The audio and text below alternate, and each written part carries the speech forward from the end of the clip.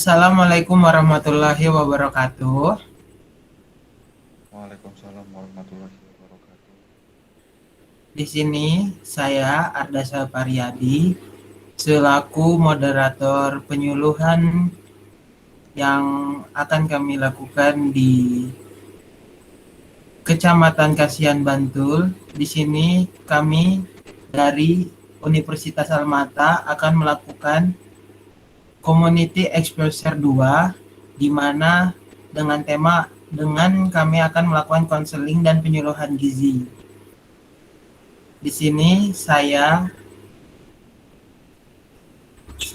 Arda Saparyadi dan teman-teman sebagai berikut.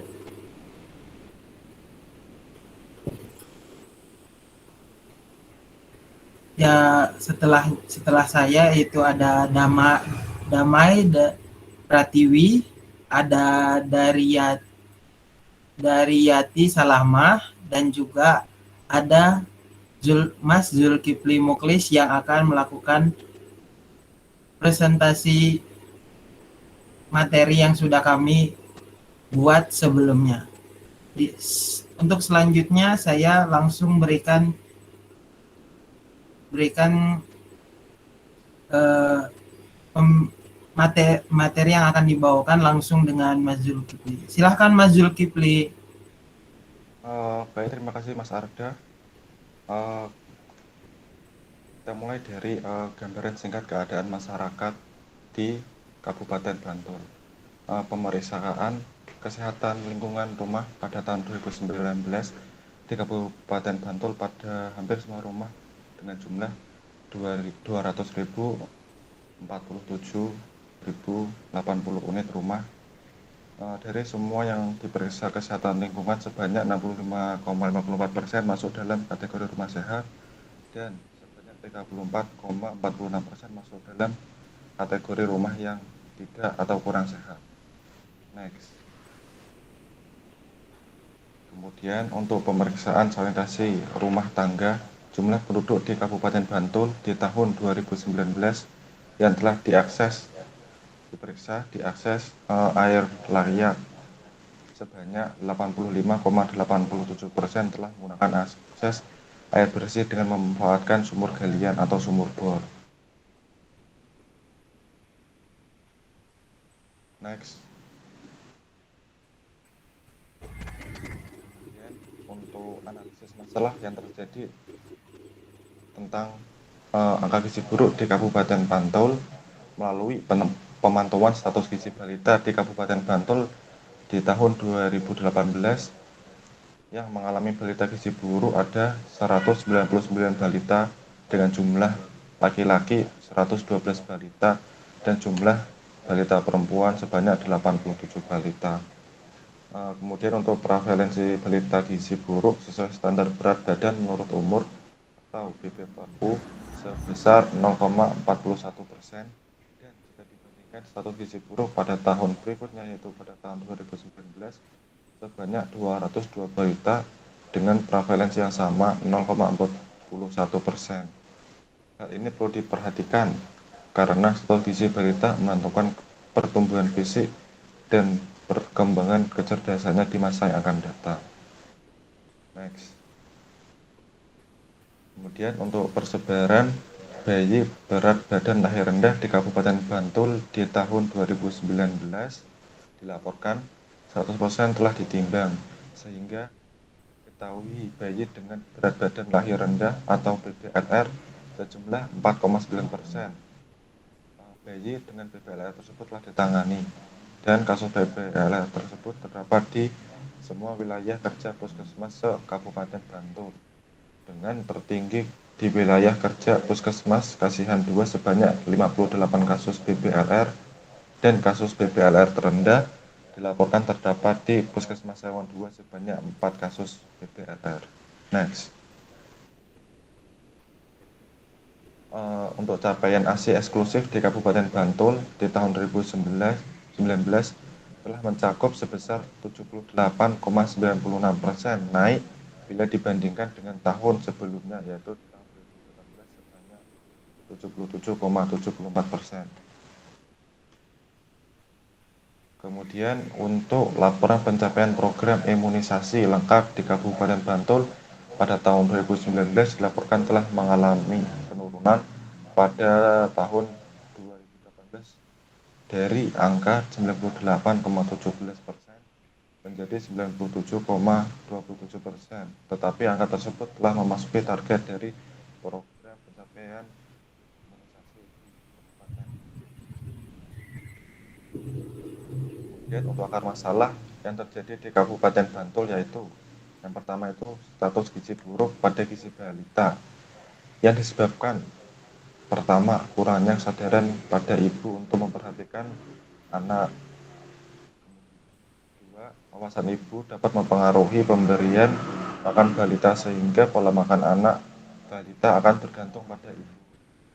Yang ketiga, keadaan ekonomi sebagai akar masalah penyebab kurang gizi di mana tingkat pendapatan merupakan faktor yang paling menentukan terhadap jenis dan jumlah makanan yang dikonsumsi.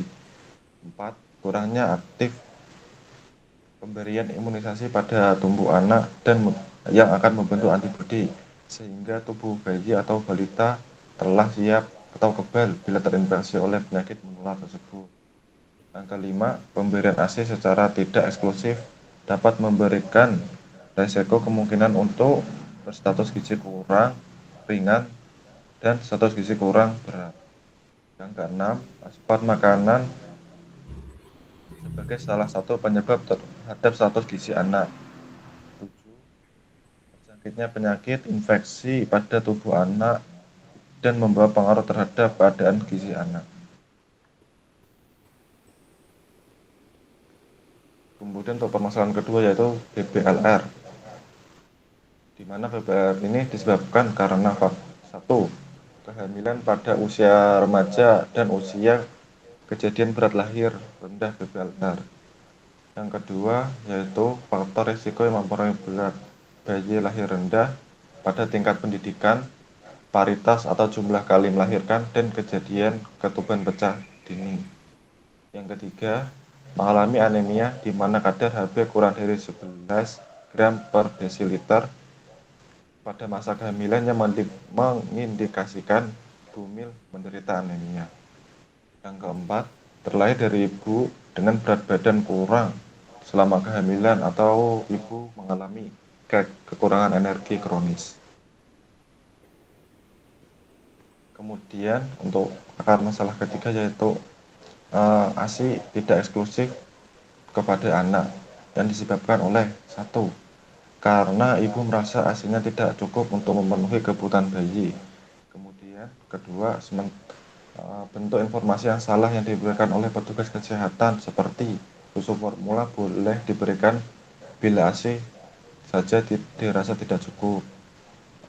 Kemudian ASI yang berwarna putih kecoklatan harus dibuang. Kemudian asli boleh disambung dengan susu formula bila ibu bekerja serta tidak memberikan informasi mengenai posisi menyusui yang benar dan frekuensi menyusui yang benar. Yang ketiga yaitu masalah yang dialami ibu rumah tangga, di antara lain ASI ibu tidak keluar pada hari-hari pertama setelah melahirkan, kemudian ASI hanya keluar pada satu payudara saja, dan ASI hanya keluar dalam jumlah sedikit.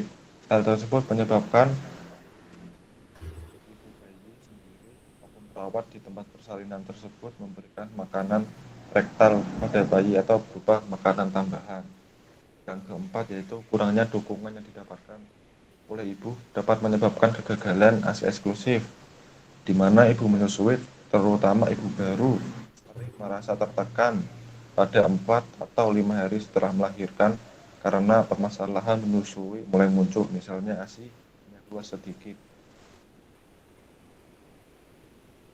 Next.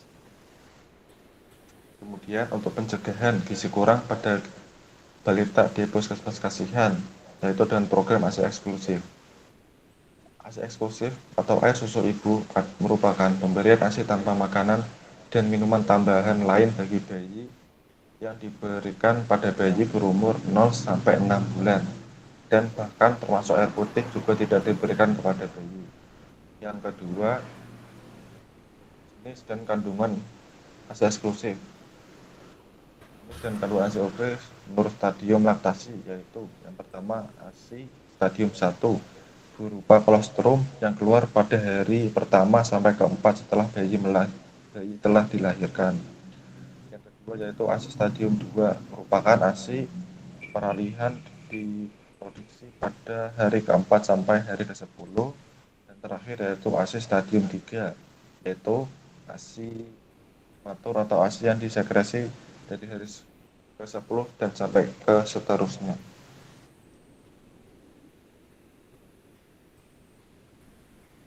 Kemudian untuk kandungan zat gizi pada ASI itu sendiri, yang pertama karbohidrat berbentuk laktosa atau gula yang sangat tinggi dibandingkan dengan susu formula. Yang kedua yaitu protein, di mana ASI memiliki protein yang lebih rendah dibandingkan dengan susu formula. Namun protein ASI yang disebut whey ini bersifat lebih lembut sehingga mudah dicerna oleh pencernaan bayi. Yang ketiga yaitu lemak, di mana kadar lemak pada ASI dan susu formula relatif hampir sama. Yang keempat yaitu mineral. ASI mengandung mineral yang lengkap dan cukup untuk memenuhi kebutuhan bayi sampai usia 6 bulan. Yang kelima yaitu vitamin. Vitamin dalam ASI cukup lengkap seperti vitamin A, B, dan C. Sedangkan golongan untuk vitamin B dan asam pentonik kurang. Yang keenam, air ASI mengandung 88% air yang berguna untuk melarutkan zat yang terkandung dalam ASI.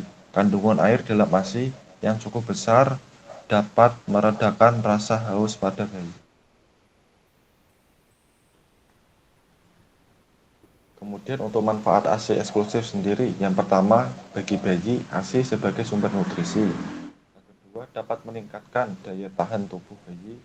Yang ketiga ASI dapat meningkatkan kecerdasan anak. Yang keempat, ASI juga dapat meningkatkan jalinan kasih antara ibu dan anak.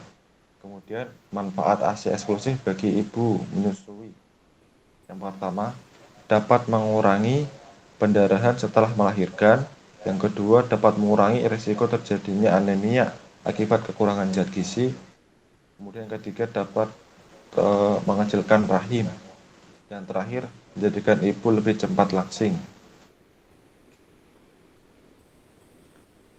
Kemudian dampak bila si bayi tidak mendapatkan ASI secara eksklusif, bayi akan lebih rentan terkena penyakit kronis seperti jantung, hipertensi, diabetes, dan setelah dewasa ia akan mengalami kekurangan gizi baik ringan maupun berat.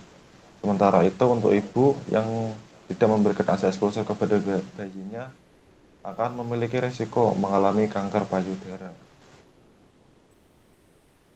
Kemudian untuk masalah berat badan lahir rendah, BBLR merupakan bayi dengan berat lahir kurang dari 2.500 gram tanpa memandang masa gestasi. Bayi berat lahir rendah berdasarkan batasan berat badan terbagi menjadi 3, yaitu 1. Berat badan bayi lahir rendah adalah bayi dengan berat 1.500 gram sampai 2.500 gram. Kemudian bayi berat lahir sangat rendah adalah bayi lahir dengan berat antara 1.000 gram sampai 1.500 gram. Yang ketiga, bayi berat lahir amat sangat rendah adalah bayi dengan berat lahir kurang dari 1.000 gram.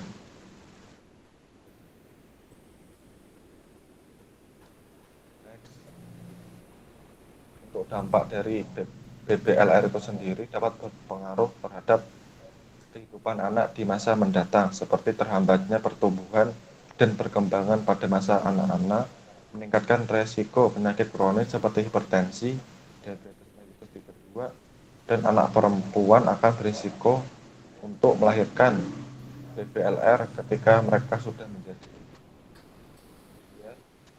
Untuk faktor resiko BBLR yaitu yang pertama faktor ibu, faktor janin, dan faktor lingkungan.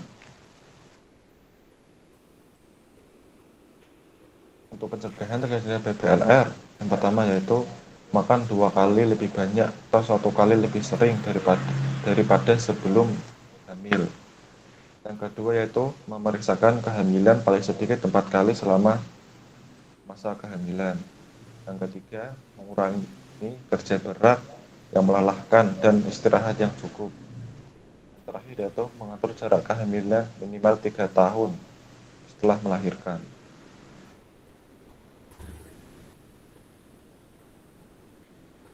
Yang perlu diperhatikan dalam merawat bayi BBLR yaitu yang pertama, menjaga bayi agar tubuh tetap hangat sampai bayi menjadi lebih kuat dan berat badan normal. Yang kedua, rawat tali pusar dengan bersih dan teratur. Pakailah kain kasa atau perban yang dibubuhi alkohol 70% setiap hari. Yang ketiga, memberikan ASI setiap hari dan usahakan sesering mungkin dalam porsi kecil sesuai dengan kemampuan bayi. Yang terakhir, jauhkan bayi dari orang sakit. Sebaiknya ibu memakai kain penutup pada hidung dan mulut pada waktu menyusui bayi karena bayi akan rentan terinfeksi oleh bakteri, kuman, ataupun virus.